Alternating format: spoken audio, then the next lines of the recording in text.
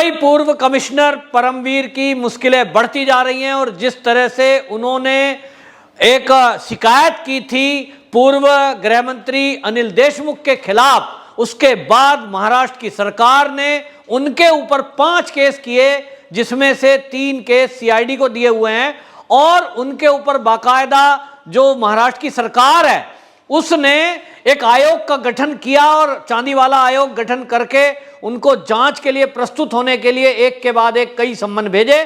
और ऐसा माना जा रहा है क्योंकि ये केवल परमवीर को घेरने के लिए या मुंह बंद करने के लिए किया जा रहा है, परमवीर सिंह के वकील का तो यही कहना है। लेकिन अभी तक चांदीवाला आयोग के सम्मन को इग्नोर किया जा रहा था और परमवीर सिंह का पता नहीं था कि कहां गए। उनकी नौकरी से सस्पेंड करने की प्रक्रिया जो ही चली तो परमवीर सिंह अचानक एक दिन सीआईडी के सामने पेश हो गए।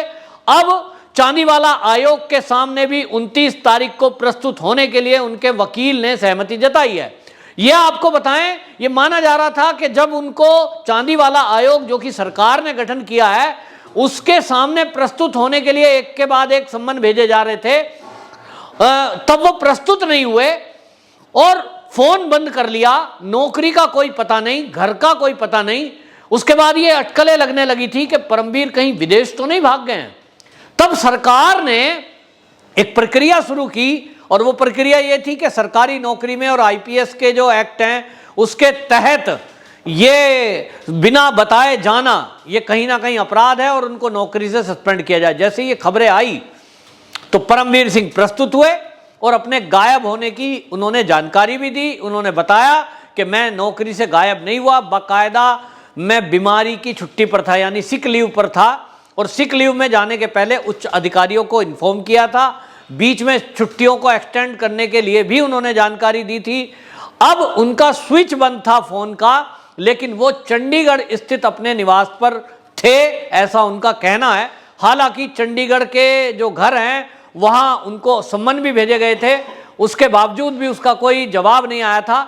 फिलहाल ये कहा जा रहा है कि ये शह और मात का खेल है और लोगों का कहना है कि ये अनिल देशमुख को बचाने के लिए ये महाराष्ट्र सरकार की तरफ से कवायद की जा रही है कि अनिल देशमुख के आरोपों को या तो सर इसके ऊपर परमवीर के ऊपर दबाव बना के ये कहलवा दिया जाए कि मैंने ये किसी के दबाव में आरोप लगाए थे और इन आरोपों से मैं मना करता हूं। ऐसा माना जा रहा है सहमत के खेल में ये भी हो सकता है कि कल को परमवीर सिंह चांदीवाला आयोग के सामने प्रस्तुत हो और वो ये लिख के दे दे कि भारतीय जनता पार्टी के नेताओं के कहने पर मैंने तो ये बयान दिया था। क्योंकि आप देखें कि जब भी कभी महाराष्ट्र की सरकार के गिरने की खबरें आती हैं तो तभी इस तरह का कोई ना कोई ट्विस्ट आता है और यह भी हो सकता है कि कल को भारतीय जनता पार्टी के जो केंद्रीय मंत्री हैं बार बार वो बयान दे देते हैं सरकार अब गिरने वाली है, सरकार अब जाने वाली है, तो कह दें कि साहब परमवीर को कहें कि भैया या तो तुझे नौकरी और जान बचानी है तो ऐसा लिख।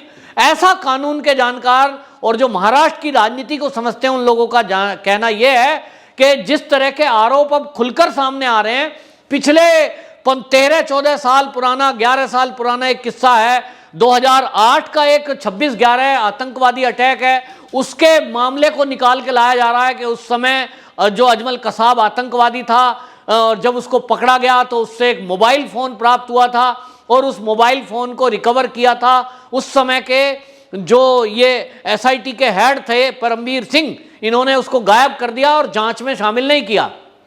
अब एक एसीपी रैंक का व्यक्ति आता है और अचानक वो जुलाई के महीने में आकर सरकार को एक एप्लीकेशन लिखता है जिस पर संदेह है।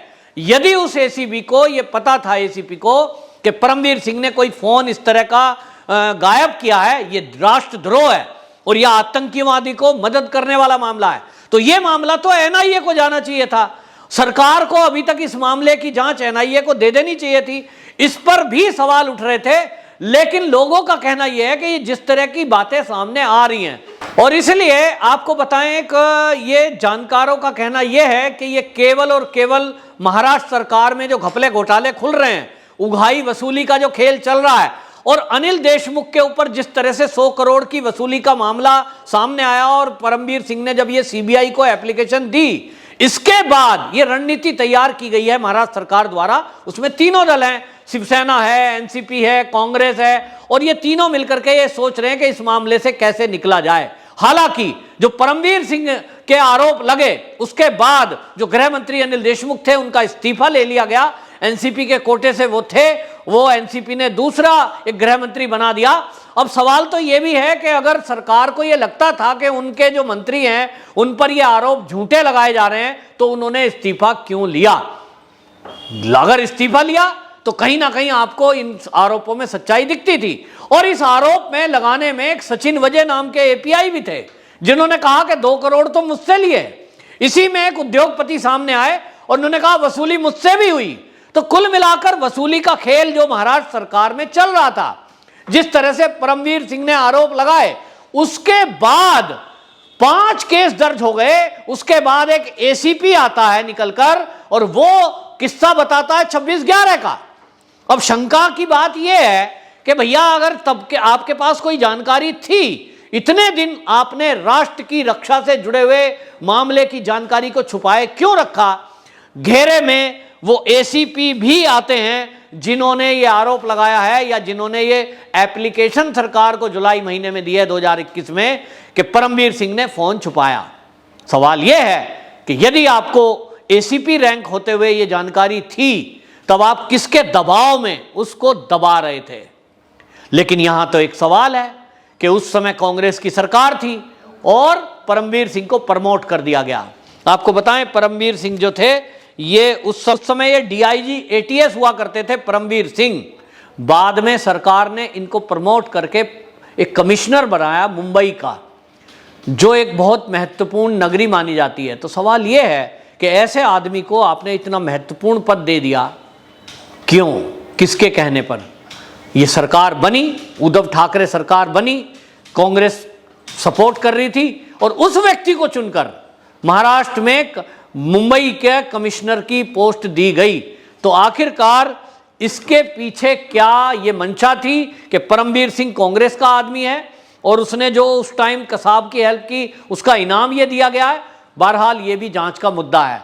तो मैं तो इस वीडियो के माध्यम से केंद्र सरकार को कहना चाहता हूं कि अगर इस मामले में जरा भी सच्चाई है, और जब आरोप लगा है महाराष्ट्र सरकार पर, बाकायदा जो वो शमशेर के पठान नाम के एसीपी रिटायर हुए हैं उन्होंने वो जो एप्लीकेशन लिख के दी है सरकार को, वो जानकारी दी है, तब अब इस मामले की एनआईए जांच करे, क्योंकि अब आतंक से जुड़े हुए मामलों की जांच एनआईए करता है। और जब तक इस मामले की जांच एनआईए नहीं करेगी, ये भी बता रहा हूं, तब तक महाराष्ट्र सरकार से और महाराष्ट्र की पुलिस से ये उम्मीद नहीं है कि इस मामले में वो खुलासा कर पाएगी, क्योंकि आज की डेट में कांग्रेस के सपोर्ट से ये सरकार चल रही है और कांग्रेस का ही इसमें खुलासा होने वाला है। तो कांग्रेस के खिलाफ कैसे कार्रवाई उद्धव ठाकरे करेंगे? जो 3 टांग पे सरकार टिकी हुई है उनको पता है, और उन्होंने तो बनाई इसलिए, विचारधारा विपरीत विचारधारा होने के बावजूद जो सरकार बनाई, साफ साफ दिख रहा है कि उद्धव ठाकरे जी की वो महत्वाकांक्षा है कि उन्हें गद्दी चाहिए।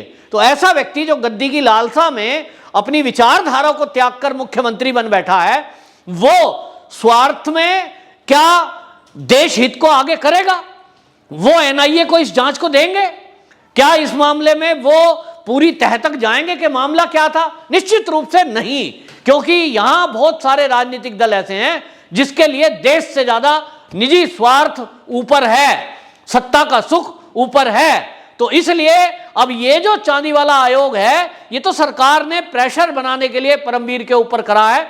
हालांकि अब 29 तारीख में देखना होगा कि वकील के साथ जब परमवीर सिंह प्रस्तुत होंगे इस आयोग के पास, ये क्या करेगी। और लोगों का कहना तो यह है कि ये पुरानी स्टाइल है मुंबई की कि परमवीर सिंह को इस तरह से घेर कर जेल में डाल दो, वहां गुंडों के द्वारा उनकी हत्या हो जाए, सबूत खत्म, सरकार बाद में कहेगी हमारा तो निर्दोष थे, ये आरोप गलत लगाए थे। जैसा कि नवाब मलिक का भी बयान आया है कि हम सिद्ध कर देंगे कि अनिल देशमुख की कोई गलती नहीं थी, वो निर्दोष थे, परमवीर सिंह के लगाए आरोप झूठे थे।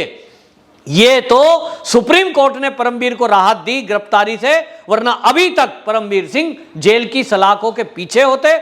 उनके साथ वहां क्या क्या होता ये बताने की जरूरत नहीं है। बहरहाल पूरा मामला संदिग्ध है और इस मामले में केंद्रीय जांच एजेंसियां जब जांच करेंगी, चाहे वो एनआईए हो चाहे सीबीआई, तभी इस मामले का सच सामने आएगा।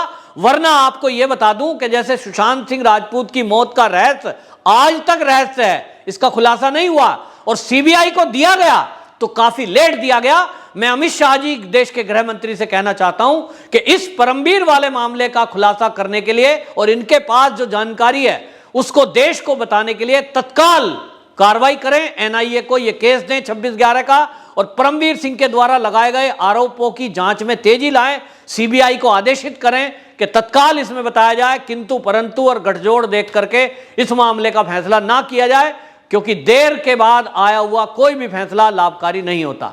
वंदे मातरम।